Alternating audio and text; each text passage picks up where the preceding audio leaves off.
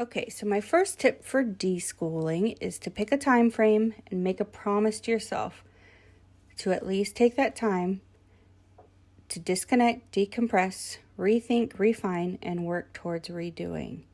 Okay, so promise yourself maybe you can only think 4 weeks or 6 weeks or 8 weeks. Some people it takes longer, some people it takes less time. Depending on how old your kids are, they say you need a month for every year that they've been in public school.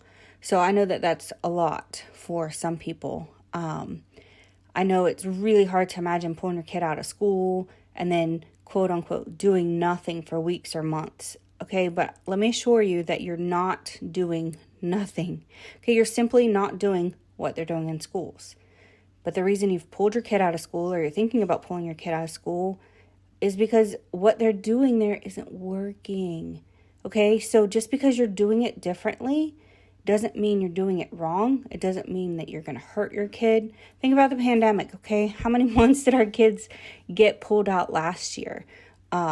Months and months they were pulled out. Some of them are doing virtual school this year, but think about all that time, and maybe they did lose time because we were waiting for the public school to create something at home for them.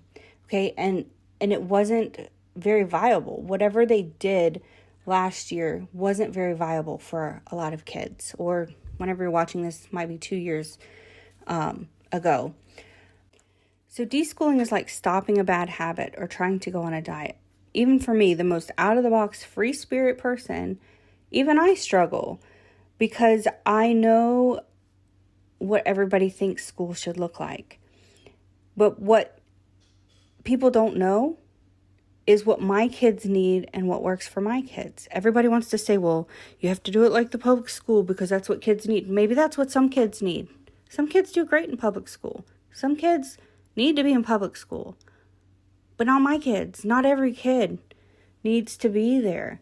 And so what they don't know is that the science shows that the methods that they're doing in school is not working.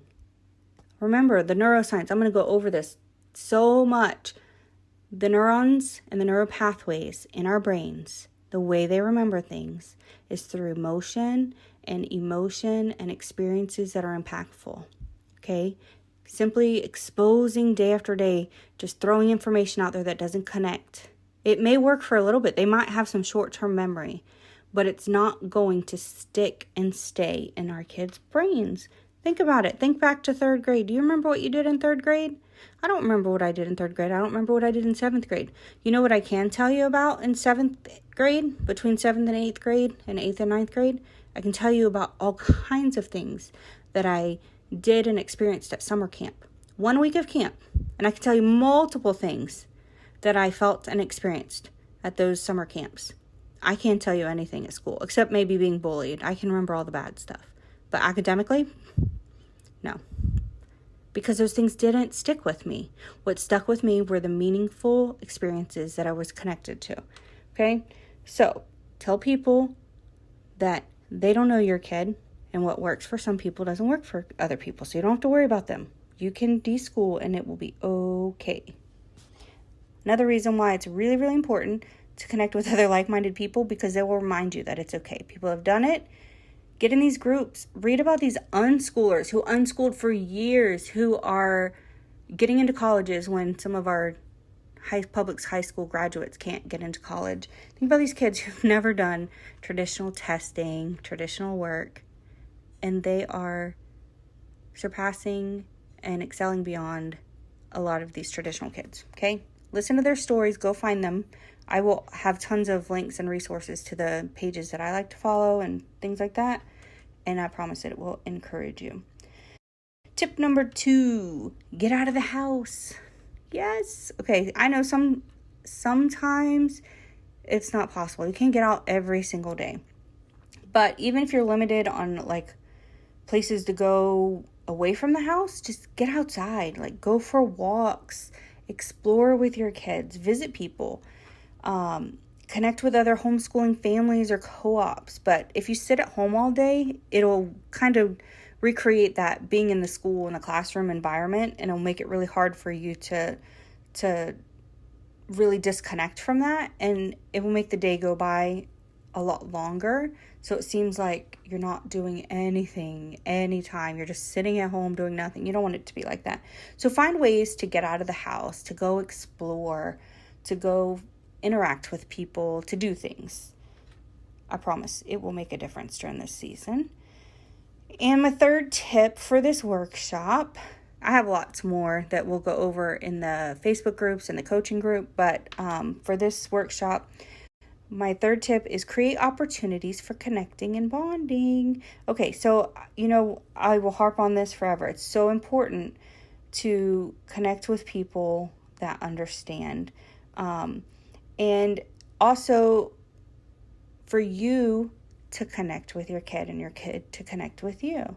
If your kid, especially if your kids have been in school, you've had such a limited amount of time, and maybe in the afternoons, you spend time helping them with homework or fighting them with homework or pretending that homework isn't a thing and ignoring it. That's what I do. I'm like, nope, I don't do homework. You go to school to do school. When you're home with me, when my kids are in school, that's how it is. And I'll tell them that at the school. Unless they want to practice, they can do practice stuff. But I'm not going to fight my kids in the afternoons when they're in the schools and in classrooms. And so when they're home, you have to try to learn how to bond with your kid again, like cook food together, clean together, but make it fun. Give them things to do that you maybe couldn't do together when they were in school. Or maybe, maybe you're working and you're trying to figure out how they're going to homeschool. And so you're going to have to create something at home at night to bond with them. Maybe they're doing something different during the day. That's a whole nother topic. We'll be talking about that in the groups, but use this time to learn something that the kids are interested in. So my boys are into video games. I really don't care about video games, but what they love is when they can show me how to play their video game. They love it. They love to teach me how to use those remote controls. I only remember Mario World or original Mario and Tetris. Okay, that's all I know. I like those remote controls. These remote controls are a hot mess. But the kids love to teach me that. Maybe you have a kid that loves to draw. Have them show you how to draw something, or just color with them. Or maybe they like to fish. Go fishing with them. Maybe they play a sport and you can have them show you their favorite move or explain to you the different positions. There's all kinds of things. Make TikToks with them. So many kids love to make TikTok videos.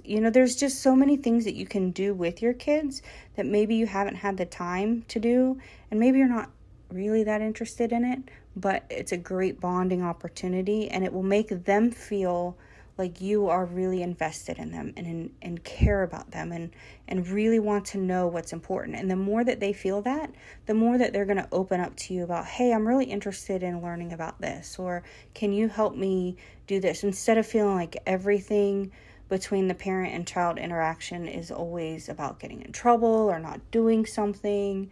Create opportunities for them to have more positive memories with you, and you'll create a more positive bond with them. I promise it will work. Might take a while for some kids. It takes longer, but it really will make a difference. And they might think you're weird and they might not take you seriously, but I promise they'll open up.